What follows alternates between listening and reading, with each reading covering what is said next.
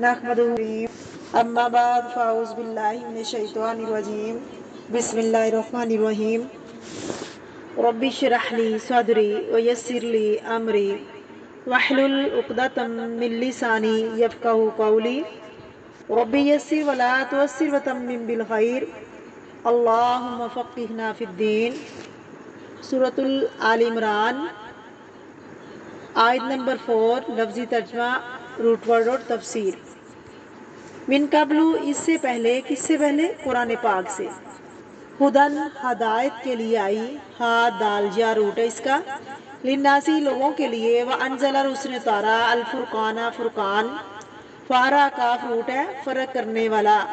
यानी कुरान पिछली किताबों में क्या दुरुस्त है क्या नहीं, फ़र्क कौन करेगा? अब कुरान पाक। इन्नल्लज़ीना कफ़रू, बेशक वो लोग जिन्होंने कुफर किया, बिआयातिल्लाही, अल्लाह की आयात के साथ। आयात दो तरह की होती हैं, कौनी और शरई। कौनी आयात कौन सी होती है? मसलन जैसे सूरज, चांद, दरख्त वगैरह। और शरई आयात कौन सी हैं? जो शरीयत से साबित है, वही पर मबनी है। इन दोनों तरह की आयात का इनकार कुफर है। जैसे दरख्त को अल्लाह की तख्लीक ना मानना कुफर है। लहुम, उनके लिए, अजाबुन, अजाब है, शदीदुन, सख्त। वल्लाहु, और अल्लाह ताला, अजीजुन, ज़बरदस्त है, ज़ुन्तिकाम, इंतकाम लेने वाला है। अजीज़ का लफ्ज़ आइन जाजा से है, इसी से लफ्ज़ इज़्ज़त है। 3 महीनों में यूज़ होता है। इज़्ज़तुल कदर, कदर क्या होती है? गलबा पाना, कुदरत पाना। इज़्ज़तुल कहर, गालिब आना। इज़्ज़त इंतनाम, मना कर देना, रोक देना, जिसको कोई नुकसान ना दे सके। अल्लाह की सिफ़त है। अजीज़, जो कुदरत वाला है, गालिब आते हैं, सिर्फ उसके फैसले, और कोई उसको नुकसान नहीं दे सकता। ज़ुन्तिकाम, जू कहते हैं वाले को, इंतकाम नून काफ मीम इसका रूट है। इसका माना होता है मुजरम को सज़ा देना, बदला लेना। यानी अल्लाह रब्बुल इज़्ज़त मुजरमों से बदला लेने वाला है। तफसीर, बिस्मिल्लाहिर्रहमानिर्रहीम। पिछली आयात में बात हुई है तौरात और अंजील, उसी ने उतारी। कब उतारी यहाँ बताया जा रहा है। मिन कबलू, इससे पहले, कुरान पाक से पहले। क्यों उतारी? हुदन लिन्नास, इंसानों की हदायत के लिए, यानी उस दौर के इंसानों की हदायत के लिए तौरात और अंजील उतारी। और फिर वह अनज़ल अल फुरकान, उसी ने फुरकान उतारा। फुरकान के 2 मायने की जाते हैं। नंबर 1, कुरान, तौरात और अंजील में जो कुछ भी है, इसमें क्या हक है और क्या बातिल है, क्या तहरीर शुदा है, क्या असली हालत में है, इसका फ़र्क ये किताब बताती है। तो इससे मुराद कुरान पाक है। बाज़ कहते हैं इससे मुराद क्राइटेरिया है कि अल्लाह ने फुरकान भी दिया, फ़र्क भी कर दिया, बंदों को बता भी दिया कि वो हक को पहचान सकें, जान सकते हैं। कुरान मजीद में इंसानों के बारे में आता है, अल्लाह रब्बुल इज़्ज़त ने रास्ता दिखा दिया। फुरकान इंसानों के अंदर भी रख दिया है, हक बाहर भी रखा और उसकी पहचान अंदर भी रखी है। हर बंदे के अंदर सच्चाई की पहचान रख दी कि वो असल चीज़ देखता है तो उसको पहचाना जाता है। इसलिए अक्सर ऐसा होता होगा, जब आप कुरान पाक की बात करते हैं, सुनते हैं, आप कहते हैं अब तो मेरे दिल में भी बात, ये तो मेरी अपनी बात है।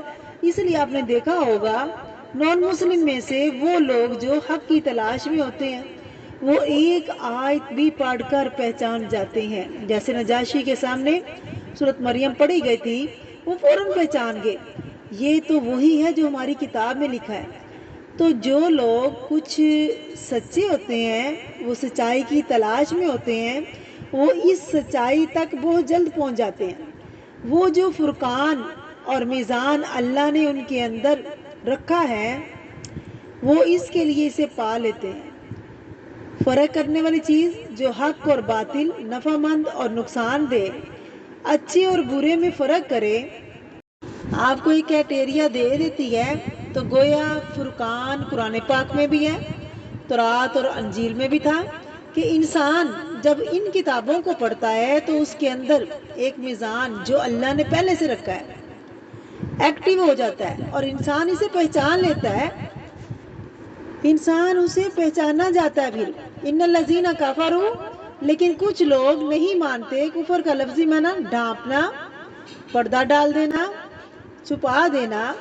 تو وہ لوگ جو ڈھانپ دیتے ہیں، جن کو وہ جو اندر کی آواز ہے اس کو دبا دیتے ہیں، وہ جو سچائی انہوں نے پائی ہو انہیں چھپا دیتے ہیں۔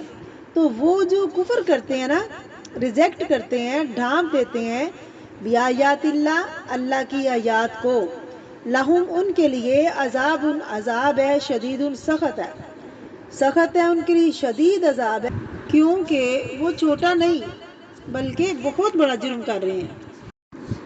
مثلاً اگر آپ بچے کو کوئی بات بہت سیریسلی بتائے، دیکھو زندگی گزارنے کی یہ اصول ہے، یہ بات صحیح ہے اور یہ غلط ہے، اور اس کی خیرخواہی کریں، اس کی رہنمائی کریں اور اس کو اچھے سے بتائیں، پھر وہ اٹھ کر آپ کی بات ریجیکٹ کر دے تو آپ کیا کریں گے؟ غصہ کریں گے نا، سزا دیں گے، ناراض ہوں گے۔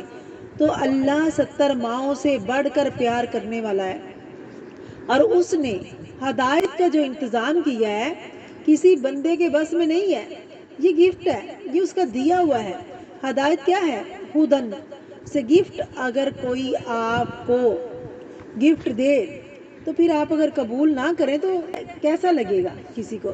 اسی طرح اگر آپ کسی کو گفٹ دیتے ہیں، وہ اگر قبول نہ کرے تو آپ کو کیسا لگے گا؟